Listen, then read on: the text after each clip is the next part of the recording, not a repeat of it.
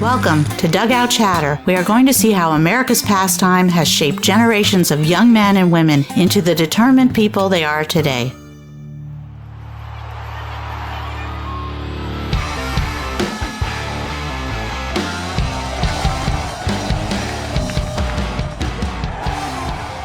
I threw a little funk action back in the day. Dude, honestly, when I think about it now, my mechanics were fucking horrible. I loved the splitter grip.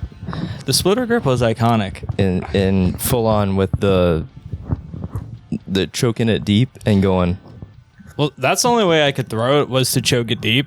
And I tipped it every time because I pushed it further into my glove. Showing us that you were choking it. Oh, yeah, in the bullpen. Yeah. Dude, I mean, how else did you do it? What the fuck? You were right about that. So when you pitched, did you have a go-to pitch? I probably threw fastball like 90% of the time. So you're what they call a thrower. Yeah.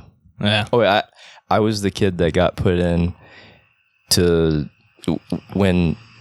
You were the kid in high school that they brought in to just throw strikes. That's exactly who I was. I was the kid, to come in and stop the bleeding. That's what I was. I mean, if you focused on it, I feel like you could have done it. You're a good enough ball player to do that. That's kind of one thing that I do regret is not pitching more. I kind of just gravitated more. I wanted to focus on offense. It's cooler. Dropping bombs. It's cool, kids. It is cool. To an extent, learn how to hit first. But I wasn't any good at that. Not okay.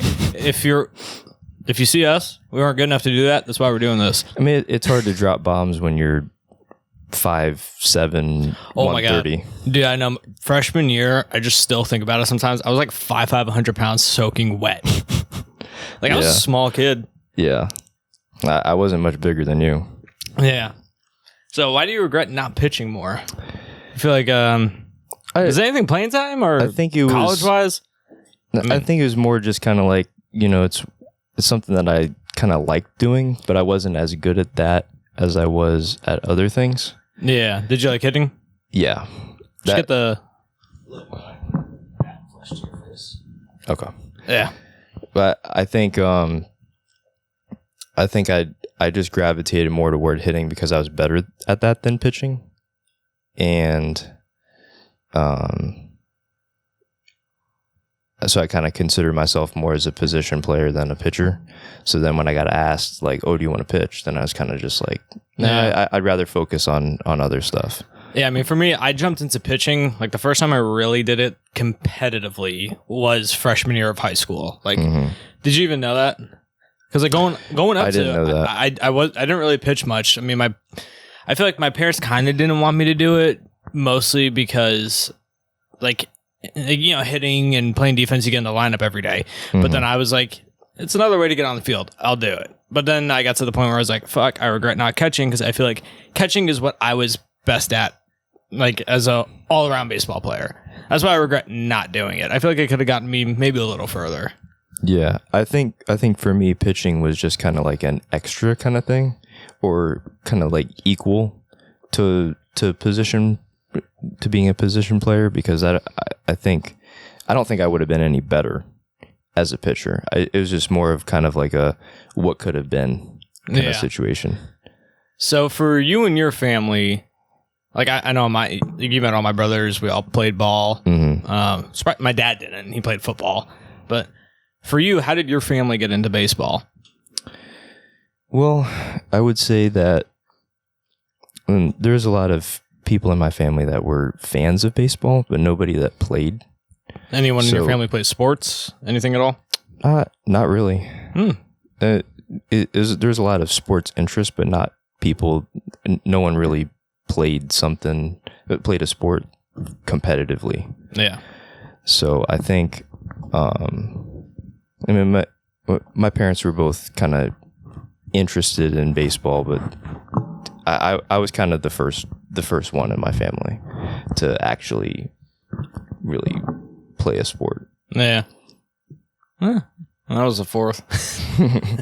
I had plenty of teaching. So how was it Oh, growing up playing ball, what was it like for you? Well, I started my first season of baseball. I played t-ball when I was 5.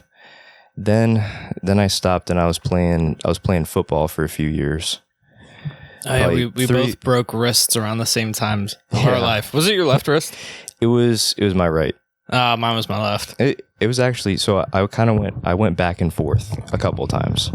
So I played t-ball when I was 5 or 6. Then I played a few years of football. Then when I was 9, I started playing baseball and really caught the fever for like, I caught baseball fever and like wanted to play all the time. Yeah. Then fast forward a few years, I was like 12. I took a break for a season because I really wanted to try football again. And in the second game of the season, broke my wrist bad, and decided that that I was kind of just like, oh, football wasn't for me. So then started playing again and really got back into it, and took that into high school. And baseball did become my passion. So how was it when you caught the fever? It was just like every day you want to get at it. Every day. I wanted to like go out to. I had this pitch back thing, and like I wanted to throw against that all the time and kind of like simulate games in my head and like act like I was pitching to and like I was just kind of like playing a game out in my front yard, And I also wanted, and when I wasn't doing that, then I wanted to, play MVP baseball 2005. That is the greatest game ever made. It is, and they need to bring it back. Dude, they do, because 2K, they had the licensing to put Major League Baseball players in video games. It's been up for a while, so EA, get your shit together. They brought NCAA football back. So they need to bring MVP baseball back next. Well, they brought MVP baseball back in like kind of a way. It was called like MVP baseball online, but it was only a Korean version. And believe me, I tried downloading it. I tried figuring out how to get it. I'm sure you did. Oh, I know. I still play MVP 05 to this day. Like, dude, my lineup is nasty. Do you want to hear my lineup? Sure. I got Joe Mauer behind the plate, Justin Morneau at first base, second base. I forgot who I have there. I know I got Jeter at short. Oh, Michael Young's at second. David Wright's at third. I got Carl Crawford in the outfield. Rocco Baldelli. Dude, Rocco Baldelli's got a fucking cannon. Yeah. Now he's managing for the Twins. What a fuck up. And then who do I have in right field? I know I got like Andy Chavez on my bench. I had Matt Holliday for a little bit. Yadier Molina is actually my backup catcher to Joe Mauer. Dude, tell me that's not disgusting. That's nasty. Oh, my team is really good. Here's a conversation that we've had a lot. How many players today are still playing from that video game? I don't even know, like, as of now. Zach Greinke. Yeah, that's it. Dude, that's crazy. Because I remember people were posting on, like, baseball pages and everything, the players from Backyard Baseball who retired. But I was like, nah, dude, I'm counting down MVP 05. Yeah. I mean, I remember a few years ago it was still like 5 or 6 guys, but now it's like... Yeah, now it's like no one. But Greinke, I mean, surprisingly, Oliver Perez hung on for a while. Yeah. And, what's even crazier is guys from that game are now in the Hall of Fame. Yeah. Joe Mauer, Derek Jeter, just a couple off the top of that. Vladimir Guerrero. Yeah, Vladimir Guerrero, Pudge, Miguel Cabrera just retired. Yeah. Pujols, well, yeah, he's going to get in. One of 3 players to hit 700. Yeah. I don't know. So we were looking back at it now. It's like I grew up with this game, and like now all my heroes are retired. It makes you feel old. It does. And dude, all right. Interesting question I got for you. So like, how we grew up idolizing those guys. And like for me, like when I was a kid, especially growing up in like rec baseball, right before high school, I started modeling my swing a little bit after Robinson Cano because it was like the smoothest thing in the world. And I actually hit a couple balls off the fence doing that. But now I feel like it's harder to get attached to baseball players. Do you feel the same way on that? I do, but I don't know if that's necessarily because, like, it's any different now, or it's just because it's definitely older. Different now. I feel like it's a little bit of both. I agree with that. It's a little bit of both. Because I will never care for another player as much as I still care about Derek Jeter. Yeah, like that's never going to happen. I do think that there's a level of when you're 13 years old and like you're kind of entire life is consumed by just wanting to be around, kind of like in that world all the time. Yeah. Like, I think that, you know, it hits you different at that age than it does when you're older. Yeah. So you said you got the baseball fever around like 9, 10. Mm-hmm. How was it kicked up going into high school? Because I feel like that's kind of like the next gear. That's when, like, for me, that's when, like, baseball goes from, like, you know, just fun to, like, now it's a little serious.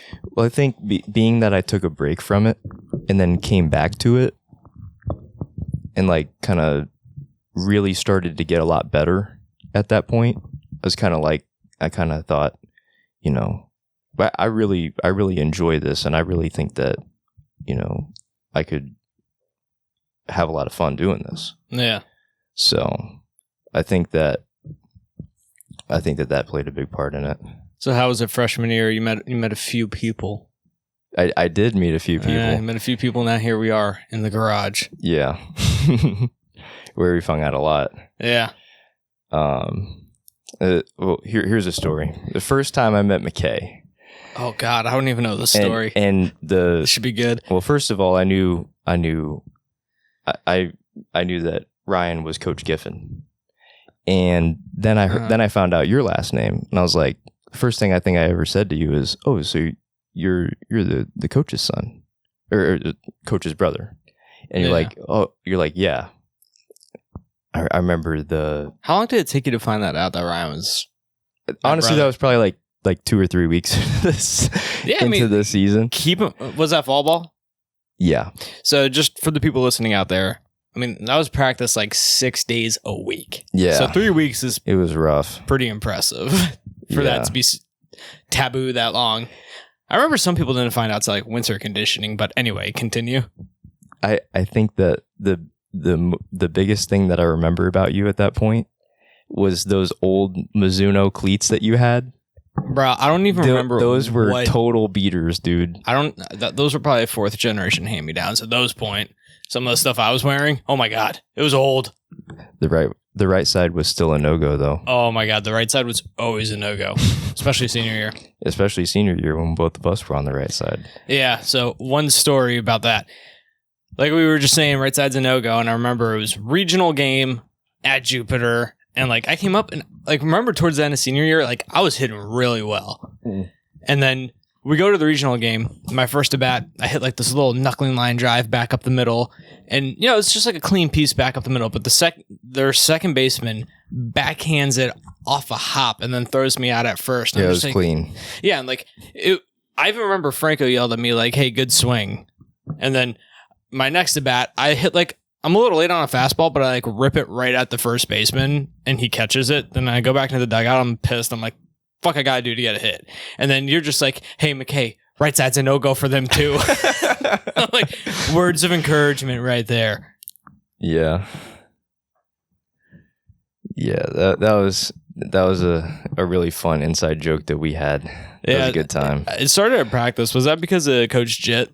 Yeah. Yeah. Coach Jit was a character. He said that all the time just because that's where he was during when we were hitting on the field. And that's just where he was. So wherever he was a no-go. And Zach was the Mick pick too. Oh, yeah. That was probably the most dumb insult that I've heard, man. That was so funny. But that one was funny because he's left field or the turtle. And it wasn't just with Zach. It wasn't just left field. It was the left field line. Yeah, I mean, you know, like he was such a pull hitter that, like, you know, he was hitting it down the line or it was going up into the net. Yeah, you know, like he's fouling it up. That was funny. So, what's one of your personal highlights from playing baseball? I would say it's pretty much the obvious answer, but I would say my senior year, our senior year. Yeah. Is my highlight because for a lot of different reasons. For one, I was starting, I was playing a lot. Yeah. And it was kind of like and it came to be that all of us were playing. Mm-hmm. And it was just a lot of fun, and you know, we got the big win against Boca our senior year, and it was just kind of like it fulfilled a lot of kind of goals or kind of how I envisioned that my senior year of baseball would be. Yeah. So, yeah. That was a fun time. Beating Boca, I mean, I remember being in the game and just like, I don't know, it was like the 4th or 5th inning, and we're just like, oh shit, we're winning this. It's like we all realized it at a certain point. We're like, we're winning. I remember thinking, like, kind of earlier in the day, I just had some kind of feeling where I was just like, this does not feel like my last day of baseball. It didn't. And I agree. As we got further into that game, like, we really started to feel it like, hey, we might actually like hold on to this one. I know. The crazy thing was the leadoff triple that didn't score. That's when it turned for me. It was a 1-0 game and they hit a leadoff triple. And like Boca back in the day, like, I mean, I'm sure they're still good now, but back in the day they were like ranked nationally as a high school team. And I think for most of us, like when that hit happened, we're kind of thinking like, here goes again. Fifth inning. What's the fifth inning? I think it was the fourth or fifth. Santa Lucia's ending either way. And we're thinking like everybody's thinking, coaches and players are like, here we go. Like here goes again. Yeah. We played competitive for a few innings and it's gonna slip away from us. But then like we,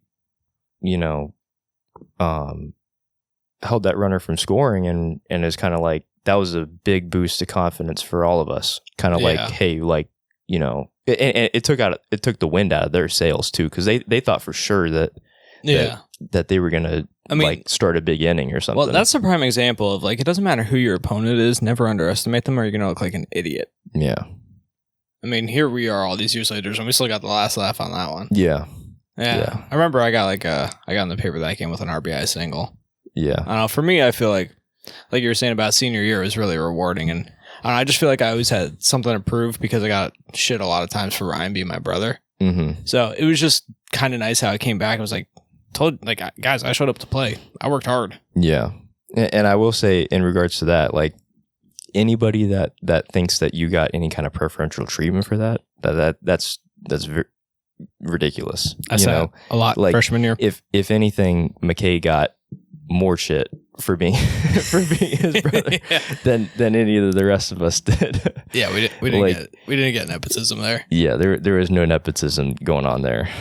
Yeah, so what's some of like the other memories you have with high school? I don't know. Like, well, since you're on the podcast, what do you remember about me from high school? What do you remember about the other Jacob and Zach? What do you still remember about us playing to this day, the four of us? Well, counting you. You want me to give like a scouting report?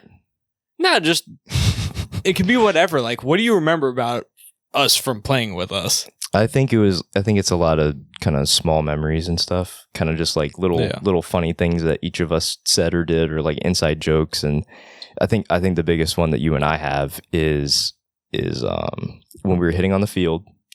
You know where I'm going with this. Yeah, I know where you're going. We're hitting on the field. Great story. McKay and I are in the same hitting group. So he's hitting, and I'm outside just kind of watching, waiting to get rotated in. And McKay hits like this weak pop up to second. It's like he totally got under it, like and hits the ground and like it's like a loud thud, and he's like getting back in his stance, like did a little like, shimmy, getting ready to like ready for the next pitch, and he says. Bombo. And dude, I tried hitting that ball and got jammed in BP. That's how good that went. I don't know why, but that just got me so bad. That was so funny. Yeah, you were literally the only one that heard me. Yeah, I was pretty close. I was only like 10 feet away. Yeah, that was funny. So what about the other guys? I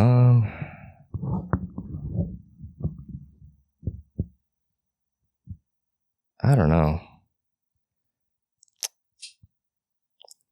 know. Most of what I remember is just kind of like this bits and pieces, the little stuff, just hanging out. Yeah. Joking around before practice and, passing each other in the hallways at school and that. It's crazy how fast it goes by. Yeah. And especially now, it's like, sometimes I think about it, like, dude, it's almost been 10 years since our last high school game. Yeah. That's crazy. Yeah. It's been a solid 8 years now. Yeah. I know. Wow. You think about it. We've known each other for 12 years. Mm-hmm. That's a long time. Like half our life. And I think that, I mean, one point I try getting on it on the podcast is baseball does a lot more for your life than you realize. Like, it does. Here we are just hanging out 12 years later. I mean, like, how many times do you feel like, okay, I can give you one example. One time I went on a job interview and like I was 18. I was trying to get a job at the local grocery store. And then, they ask you like, a little bit about your background, whatever. It's like, oh, what do you do for fun? I was like, or whatever. I was like, oh, I played baseball in high school. I really like baseball. And then like the produce manager interviewed me. He stopped. He's like, really, you played baseball? Because my athletes are my best employees. Yeah. And I feel like there is some truth to that. Like, you can tell the people that played sports because like they have the discipline, the structure, the work ethic, the dedication. Like, don't you see that? Yeah, absolutely. And I've heard that from a lot of different people too, that athletes are turn into very good employees. Because it's something about like being, it just forces you to like function at a higher capacity than most people because you have the drive that some people don't really necessarily go for. Yeah. Because it's like in sports, you can't really be satisfied with that was good. It's like, how do I duplicate it? Or how do I get in the lineup? Or how do I stay in the lineup? Or how do I stay at the top of my game? I think that the biggest thing about sports is that it presents you with challenges and trials and forces you to like. And our senior year was a big one. You have to figure out how you're going to navigate it and get past it.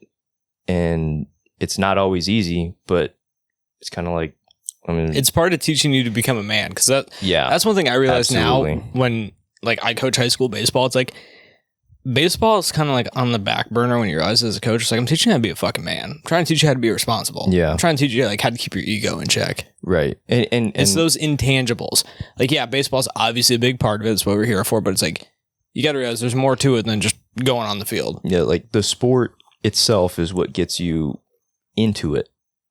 But later on, it takes a long time for you to kind of like realize kind of what it's done in your life. Yeah. But eventually you realize it and you're like kind of baseball played a huge part in turning me into the way that I am. Yeah. So I do think that, what we went through our senior year was a very integral part in who we all became. No, it definitely was. And like, did you listen to the podcast I did with Franco? Mm-hmm. Yeah, and like that was so awesome how he was just like he recognized he made a mistake. Right. Yeah. And I think for me in particular, like it took me a long time to kind of realize. But yeah, and then, I'm glad that happened. Me honestly. too. And one thing like you don't realize either is like he was probably trying to do his best too. Yeah. And sometimes like I'm sure you see now, you're trying to do your best and your eyes might not always be doing just because it's like one thing I told my girlfriend is like I'm always gonna try like I'm always gonna promise you I'm giving my best effort. It doesn't mean what I do is always gonna be good. Mm-hmm. Yeah. It's just part of how you function. Yeah. I definitely agree with that. I think that the intention's always there. When you're young, it's easy to kind of like just be selfish and think like, oh, like, I was wronged and like it should have happened this way. But really your mentality should be, this is a situation at hand. How am I going to deal with it? Yeah. And that's what I've come to. And that's what we were forced to do then. So did you have a moment, like especially our senior year, where like something you did on the field, you were just like, yeah, I fucking backed up everything I just said. Did you have one of those moments? I don't know. I think I mean my favorite moment for myself personally, I guess there's a couple, but we played at Spanish River and I went. Oh yeah, you got like 3 knocks that game? I had 3 hits, scored like 4 runs. I stole 2 bags. Like that was my best game that I ever played in high school. I remember that game too, because that was the first game I started. That as was an the first. infielder. That was the turning point for our team, honestly, Yeah. because we were on a big losing streak entering that game. Yeah, and dude, I remember that game. I went 1 for 3, and the next day at practice, Chanley was like, "Well, how are you feeling after the best game of your life?" Yeah. No, Chanley was great at instilling confidence in us. Yeah, Chanley. He was a good we coach. Needed that. Yeah, I needed that. And then I feel like, especially after we started playing better, that rubbed off on Forsyth a little bit too. Because, like, dude, he became like the coach you dream of having at practice. Yeah, he was so funny. Do you have any JIT stories? I think that my favorite thing that he would do is he would, when we were hitting on the field, he would like tag imaginary runners, and he would talk to them, and he'd say, "You sir are out." I'm like watching him. I'm watching him point at nobody. Dude, I remember I actually remember one time he did that too. We're like, huddled at the mound. We're going over like a play or something, and then he takes like the imaginary ball and tags the imaginary runner, and then points at him and goes, "You're out, sir," just in front of everybody. And 2 other quick JIT stories I have is I remember senior year at practice, he'd occasionally take a few hacks in the cage, and one day he borrowed someone's bat and like he fucking roped one. Man. And then like he hit the shit out of the ball, and then the rest of the season he kept going around to people while they're hitting. He's like, "Hey, nice bat. Want me to show you how to use it?" Yeah. And then my favorite JIT story, I remember. So he's sitting down like... I know this one. Yeah, you know this one. So he's sitting outside the cage and like not in front of like, the door net or anything. He's just sitting down in front of the cage, and he has his legs out in like a V shape on the floor. And then a ball just skips under and drills him straight in the nuts. Yeah. Oh. And that just took him out, man. That was bad. But I just remember everyone... That's such a 1 in a million, like, kind of chance for that to, like, skip under like that. Like, that was, like... I just remember everyone laughing after that, even him. Like, yeah. I feel like we came together so well as a team. Yeah. And, like, it's just one of those things that shows you, like, team chemistry is more indicative than talent in some aspects. Yeah. Because, like, when you want to play for the person, like, you want to get their back on the field, essentially. It feels fucking good to do that. Someone makes a mistake, you make a dive and catch. Yeah. And I do feel like we did that our senior year. Yeah, like, we just had each other's backs, man. And it was kind of, I thought it was interesting because our group was only, or our senior class was only 4 guys. Like, I know, dude, that's really small. It was out of the ordinary, and we needed younger guys to fill the rest of the lineup, like, and that it hadn't been the case like that for the first 3 years of our high school. I remember Jarrell ended up playing left field. Yeah. It's like things like that. Like people, like you need those guys on your team that are like, I don't care where the fuck you put me, just put me in. Yeah. Those are the most valuable people to a team. Yeah. You hang around, you do develop a lot of team chemistry just kind of like going about it every day, and especially in a school, from a school standpoint, like you're passing guys in the hallway and kind of like, making inside jokes with them and that kind of thing. Yeah. And like, I remember when our freshman year of high school, I didn't know like anybody at all because I went from private school to public school. So, like, it was really nice to have those friends you made on the baseball team because it's, like, finally somebody to lunch with, like, small things like that. I mean, that's who I hung out with all the time. And it was just the baseball players. And nowadays, like, I mean, I only talk to 3 people from high school, and it's the 3 guys that I graduated with and played all 4 years of baseball with, Yeah. So, like, I mean, and I think that it's pretty similar for the rest of you guys, too. Yeah, it's like, the cool thing is, like, I'm going to your wedding. Yeah. It's like things like that the people you play baseball with, I mean, it's more than just like they're friends for the rest of your life. It becomes brotherhood. Yeah, it does. Yeah. And like, I wanted to meet your fiance and I wanted you to meet my girlfriend. Yeah. It's like things like that. Yeah. So yeah, that's the cool stuff, especially when you get like this far removed. Like it's not like a year has passed and we're like, oh, we're still friends now, you know? No, Like, it's 8 years later. yeah. Going on 10. It's a long time. So, out of high school, what was that transition like? You're like, I'm giving it up, hanging up the cleats, next chapter of life. I think the first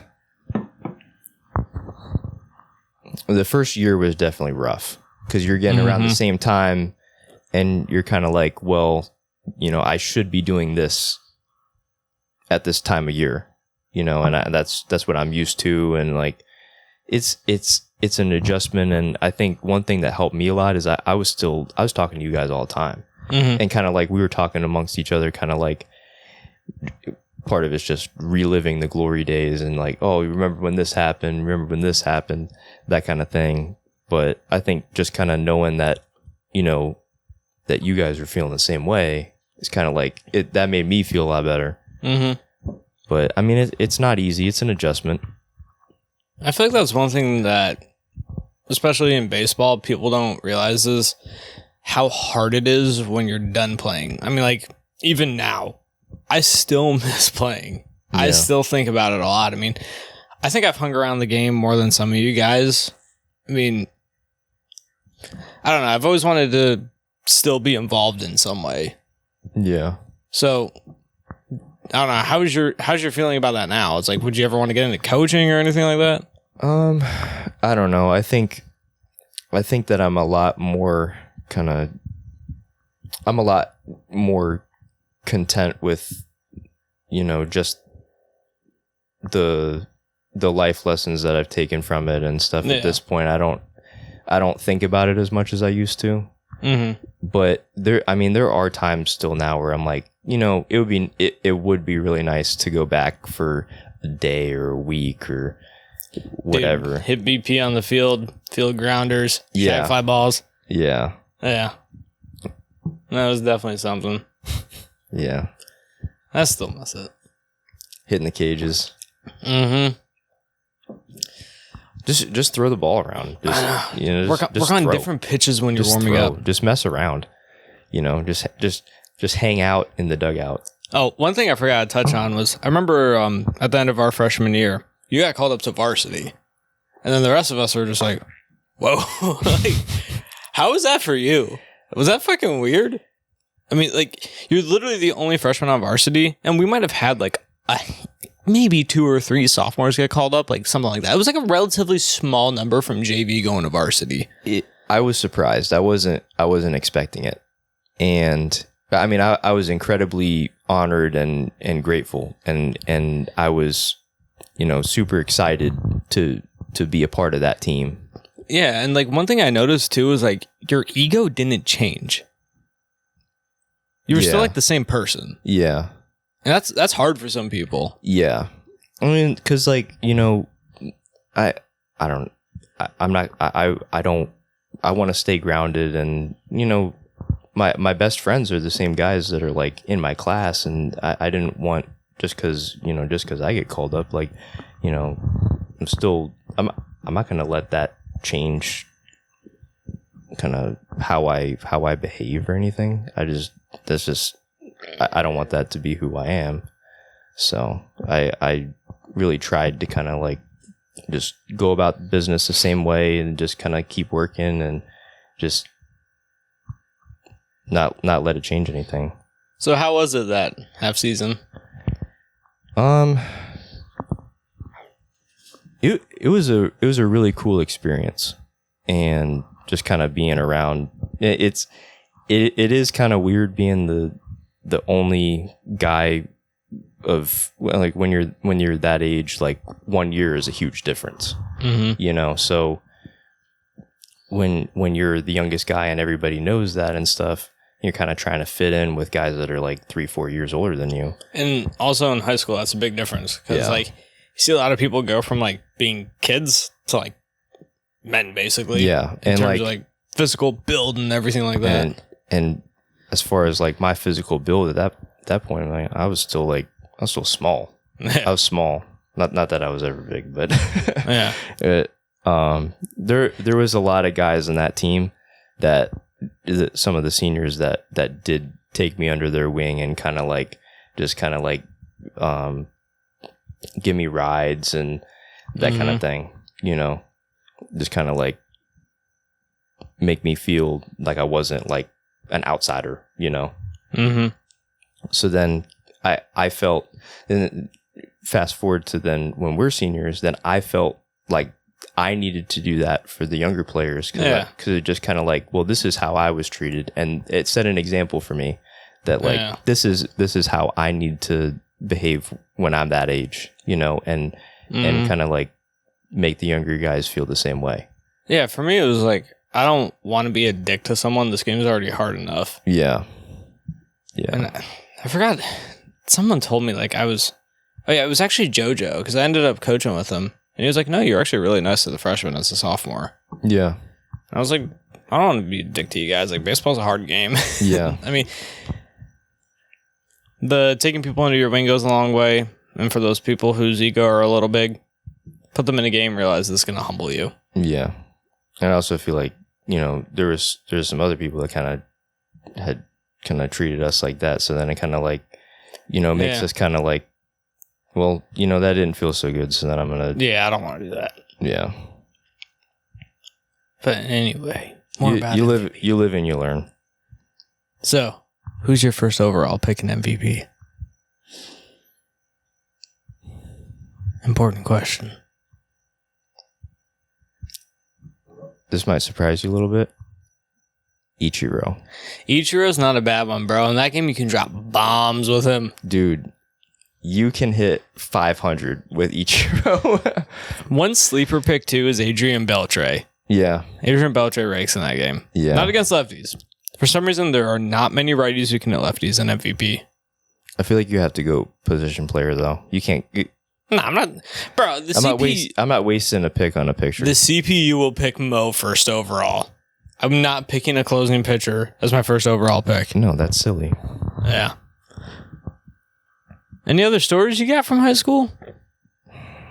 Well, I did want to hit the Bombo one.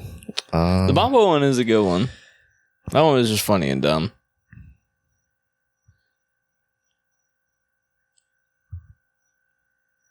I remember after, and this is a Coach Jit story. Oh yeah.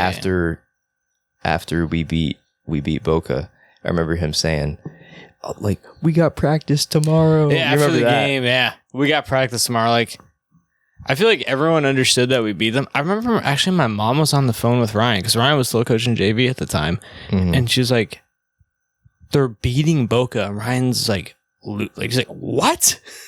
Like, no one expected that out of us. Yeah. Yeah. I remember that after I got that hit off of Marin, and like, I think Ryan and Franco were texting after the game, and I was just like, I don't know, that was just such a sweet moment for me. Yeah. What was your reaction when I got that hit? I thought I fucking grounded out. I thought it was going to go foul. Honestly, I grounded out. From my angle, I thought it was going to go foul, but I was like, I see it get into the grass, and it's like, it's right on the line. I'm like, oh, like I was surprised. Dude, I remember later in that game, one other like vivid memory I have is infield in, and like we're guarding like a 1-run ball game, and I'm just like, holy fuck, because like your heart's just going like. It's not like don't hit it to me, but it's like you got to make a play. Yeah. Those tight games are so stressful. It's pressure, man. Yeah. It's pressure. I think that's a good part of playing a lot of baseball. Is there's it teaches you how to deal with pressure, you know. Yeah. So then when you encounter situations in your life later that have pressure, like it's kind of like it's not easy, but been here before. Mm-hmm. You know, it's so, I mean, I see that in my life now. Like, I'm just kind of like more immune to pressure than I think some people might be. Definitely. Did you ever, didn't you try trying out somewhere after high school? So I had been, I did a summer semester in college up at UNF. And while I was up there, I got in contact with one of the coaches at Kaiser University, and he just said, "Hey, like, would you want to come by and kind of check things out and stuff?"